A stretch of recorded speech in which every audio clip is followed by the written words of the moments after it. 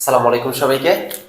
আজকে আমরা হিসাব বিজ্ঞানের ঠিক আরো একটি গুরুত্বপূর্ণ টপিক নিয়ে আলোচনা করতেছি, যেই টপিকটা থেকে আপনি 100% প্রশ্ন পাবেন। একদম কথা আপনি এই টপিক থেকে আপনি 100% আপনি এখান থেকে প্রশ্ন পাবেন। মোস্ট ইম্পর্টেন্ট টপিক, যেখানে আমরা পোলাপাইন খুব বেশি ভুল করে থাকি, কিন্তু যদি আমরা সিস্টেমেটিক ওয়েতে যদি আমরা পড়াশোনা করি, তাহলে কিন্তু এখান থেকে ইজিলি কিন্তু আনসার করা যায়। কিন্তু আমরা ওইভাবে হয়তো আমরা পড়াশোনা করি না, তাই আমরা এখানে আমাদের ল্যাকিংসটা থেকে যায়। আজকে আমরা এই টপিকটাকে খুব সহজ করে পড়াশোনা করব। সবাই খাতায় অবশ্যই নোট ডাউন করবেন এবং ক্লাসটা মনোযোগ সহকারে দেখবেন। ঠিক আছে, ক্লাসটা খুবই ছোট হবে, সবাই মনোযোগ সহকারে ক্লাসটা ইনশাআল্লাহ দেখবেন। ঠিক আছে, আমরা শুরু করতে যাচ্ছি। আজকে আমরা পড়বো মজুদ পণ্যের হিসাব রক্ষণ পদ্ধতি। মনে রাখতে হবে, মজুদ পণ্যের হিসাব রক্ষণ পদ্ধতি দুই প্রকার। কয় প্রকার? দুই প্রকার। প্রথমত কালীন পদ্ধতি। কালীন পদ্ধতি। এরপরে নিত্য। মনে রাখবেন, এই নিত্যর আরেকটি নাম অবিরাম। নিত্যর আরেকটি নাম কি? নিত্যর আরেকটি নাম অবিরাম পদ্ধতি। রাইট, ওকে। দেখেন, মনে রাখতে হবে, এই কালীন পদ্ধতিতে হিসাব রাখা হয় হিসাব কাল শেষে। কালীন মানে কি? কালের শেষে, তার মানে হিসাব কাল শেষে। আর নিত্য অথবা অবিরাম মজুদ পদ্ধতি, এখানে মূলত হিসাব রাখা হয় তাৎক্ষণিক। কি বললাম? তাৎক্ষণিক। তাৎক্ষণিক মানে কি? যেই কোনো সময় চাইলে আপনি কি করতে পারবেন? আপনি মজুদ পণ্যের হিসাব রক্ষণ করতে পারবেন। এইটাকে বলা আপনার নিত্য অথবা অবিরত পদ্ধতি। বুঝা গেছে আমার কথা? ওকে, ডান।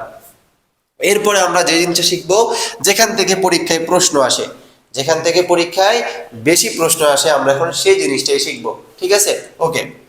আপনাকে জানতে হবে যে কালীনে এক্স্যাক্টলি কোন হিসাবগুলো থাকে। আই রিপিট, কালীনে কোন হিসাবগুলো থাকে এবং নিত্য অথবা অবিরততে কোন হিসাবগুলো থাকে, এবং উভয় মানে কালীন এবং অবিরত উভয়তে যে হিসাবগুলো থাকে, আপনাকে এখন সেই জিনিসটাই মেনলি জানতে হবে।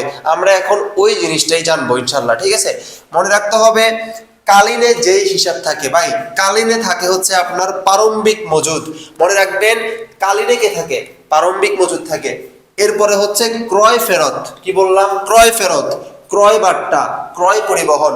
মনে রাখবেন, ক্রয় সংক্রান্ত, আই রিপিট, ক্রয় সংক্রান্ত সকল খরচ আপনার কালীনে থাকবে।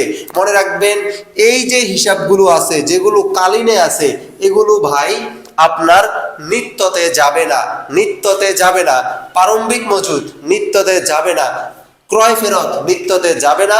ক্রয় বাট্টা নিত্যতে যাবে না। ক্রয় পরিবহন নিত্যতে যাবে না। কেন যাবে না? কারণ এটা অবশ্যই কই আসবে? এটা অবশ্যই আপনার কালীনে আসবে।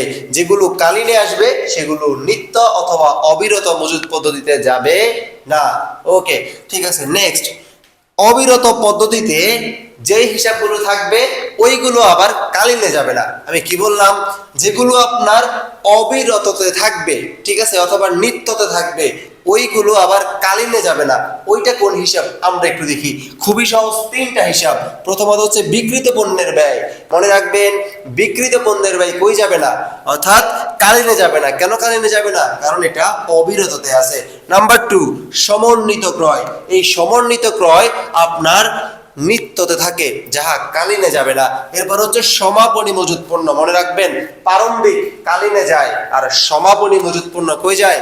অর্থাৎ অবিরত অথবা নিত্যতে যায়। ঠিক আছে, মনে রাখতে হবে, এই যে হিসাবগুলো, অর্থাৎ বিকৃত পণ্যের ব্যয়, সমন্বিত ক্রয় এবং সমাপনী মজুদ পণ্য, এই তিনটা জিনিস মনে রাখবেন। এই তিনটা জিনিস আপনার কোথায় যাবে না? এই তিনটা জিনিস আপনার কালীনে যাবে না। কেন? কারণ এরা অবিরত পদ্ধতিতে রয়েছে। বুঝা গেছে? ওকে। এরপরে মনে রাখতে হবে, অর্থাৎ মানে কোন কোন হিসাব যারা আপনার কালীনেও যাবে, যারা আপনার নিত্যতেও যাবে, এটা আপনাকে জানতে হবে। ঠিক আছে, মনে রাখবেন, বিক্রয়, এই বিক্রয় আছে না, শুধু বিক্রয়, এই বিক্রয় কালীনেও যায়, এই বিক্রয় অবিরততেও আসে। এরপরে বিক্রয় ফেরত। মনে রাখবেন, এক কথায় বিক্রয় এবং বিক্রয়ের গোষ্ঠী, বিক্রয় এবং বিক্রয়ের গোষ্ঠী, এই সকল কিছু আপনার কালীনেও যাবে, অবিরততেও যাবে। ঠিক আছে, বিক্রয় এবং বিক্রয়ের গোষ্ঠী কালীনেও যাবে, অবিরততেও যাবে। মনে রাখবেন, এই বতে কি? বতে হচ্ছে বিক্রয় না, আর বতে হচ্ছে বেঈমান। মনে রাখবেন আপনার যে কোনো একটা বেঈমান ফ্রেন্ড সার্কেল কি এখানেও যায় ওইখানেও যায়, অর্থাৎ সমঝোতা করে চলে। ঠিক আছে, সমঝোতা করে চলে, বুঝছেন, সমঝোতা। ঠিক আছে, এই যে যারা সমঝোতা করে না তারাই কিন্তু বেঈমান। তার মানে হচ্ছে মনে রাখবেন বতে বিক্রয় বতে বেঈমান, তাহলে কি তারা উভয়তেই যায়। ঠিক আছে, উভয়তেই যায়, এটা দিয়ে মনে রাখতে পারেন। ঠিক আছে, অর্থাৎ বিক্রয় সংক্রান্ত সকল খরচ আপনার হয়ে যায়, অর্থাৎ আপনার উভয় পদ্ধতিতেই যায়।